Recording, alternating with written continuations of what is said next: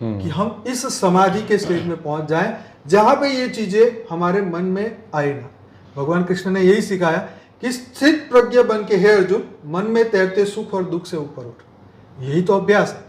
तो अब मेरा ये क्वेश्चन है कि आपने अपने दोस्तों को जब उनके जीवन में दुख आया होगा तो आपने मोटिवेशन दिया होगा, तो आपने क्या मोटिवेशन उनको दिया? अगर किसी के जीवन में दुख आया तो आपने क्या उनको सजेस्ट किया?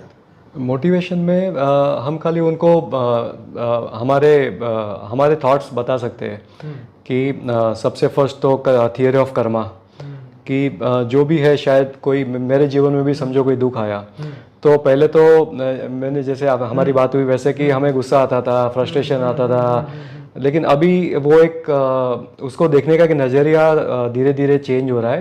अब मुझे लगता है कि शायद मैंने किसी को पुराने जन्म में या इस जन्म में या पुराने जन्म में किसी को कुछ दुख दिया होगा, तो वो दुख आज मेरे पास रिटर्न आ रहा है। राइट, तो एक समझ आ गई, एक समझ आ गई। तो अब जब वो दुख आता है तब उसको सबसे पहले तो वो उसको एक्सेप्ट करने की एक समझ आ गई, तो वो एक एक्सेप्टेंस की पावर आ गई। तो वो एक्सेप्टेंस लेवल एक आ गया कि भाई ठीक है, मैंने कोई किसी का बुरा किया होगा तो आज मेरे साथ बुरा हो रहा है, तो ठीक है, आज वो हिसाब खत्म हुआ। ऊपर से अभी इनफैक्ट कई बार तो एक खुशी भी होती है कि चलो एक ठीक है, एक छोटा सा दुख आया लाइफ में, लेकिन आज एक पुराना हिसाब खत्म हुआ। ये बात तो और अवेयरनेस अब धीरे धीरे वो आ रही है कि अब वो पुराना अकाउंट सेटल करने में अब नया अकाउंट क्रिएट नहीं करना है।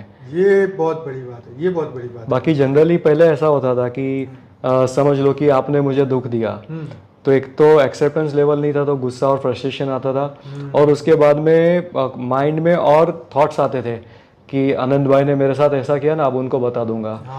अब भले उनका टाइम हो, मेरा टाइम आएगा तब मैं बदला लूंगा। तो मनसा से भी ये नेगेटिव कर्म बन जाते थे अपने। राइट, तो मानसिक कर्म तो हम बनाते ही रहते हैं जब तक अज्ञान में रहेंगे। हम मेजोरिटी हम खाली बाहर के कर्म, फिजिकल कर्म में ध्यान देते हैं, लेकिन ये सूक्ष्म कर्म है। सूक्ष्म कर्म जो मानसिक कर्म है वो इससे भी ज्यादा इंपॉर्टेंट है, बहुत ज्यादा इंपॉर्टेंट है। क्योंकि करने में तो हम, जैसे आनंद भाई ने मुझे कुछ दुख दिया तो मैं उनको फिजिकली तो कुछ करने वाला नहीं हूँ, लेकिन मेरे माइंड में थॉट चलते रहेंगे 1 दिन 2 दिन 7 दिन, तो वो मनसा कर्म बहुत बड़ा कार्मिक अकाउंट क्रिएट करता है। तो ये ज्ञान मिलने से फिर अब वो एक थिंकिंग आ गई कि नहीं ठीक है, मैंने कुछ आनंद भाई का बुरा किया होगा, उन्होंने आज किया, लेकिन एक अवेयरनेस, वो अकाउंट सेटल करने में एक अवेयरनेस अब वो आ गई कि अब मुझे आनंद भाई के लिए कोई नेगेटिव सोचना नहीं है। अब ऐसा आ गया कि नहीं ठीक है, मैंने कुछ बुरा किया था उनका, आज उन्होंने मेरा बुरा किया, मेरा अकाउंट सेटल हो गया, थैंक यू वेरी मच, और आप आपकी जर्नी आगे करो, मैं मेरी जर्नी आगे करूंगा, आपका भी भगवान भला करे, मुझे आपसे कुछ भी बुरा नहीं है मेरी आपके माइंड में। तो ये एक अवेयरनेस लाइफ में आ गई, जिससे बहुत ही अच्छा फील होता है, अच्छा लगता है। हो गई, नहीं तो वो बार बार मन जलता रहता। हाँ, इसका जब तक फिर मैं आनंद भाई को कुछ बदला ना ले लूं, तब तक एक माइंड में सेटिस्फेक्शन नहीं था पहले। सही बात। तो ये एक बहुत ही अच्छा बदलाव आया लाइफ में। तो ये सिर्फ आध्यात्म से ही ये पॉसिबल है, आध्यात्मिक जर्नी में ही ये पॉसिबल है। नहीं तो इंसान, आप देखो ना, एक पीढ़ी ने दूसरी पीढ़ी को मार दिया। आपने पिक्चरों में देखा है ना, सालों साल ताऊ के बच्चों को मार दिया, ताऊ ने चाचा के लड़कों को मार दिया ना। फैमिली जो लड़ाई झगड़े हमने पिक्चरों में देखे हैं वो खत्म ही नहीं, सालों साल चलते, सालों साल, पीढ़ी मतलब पीढ़ी से पीढ़ी।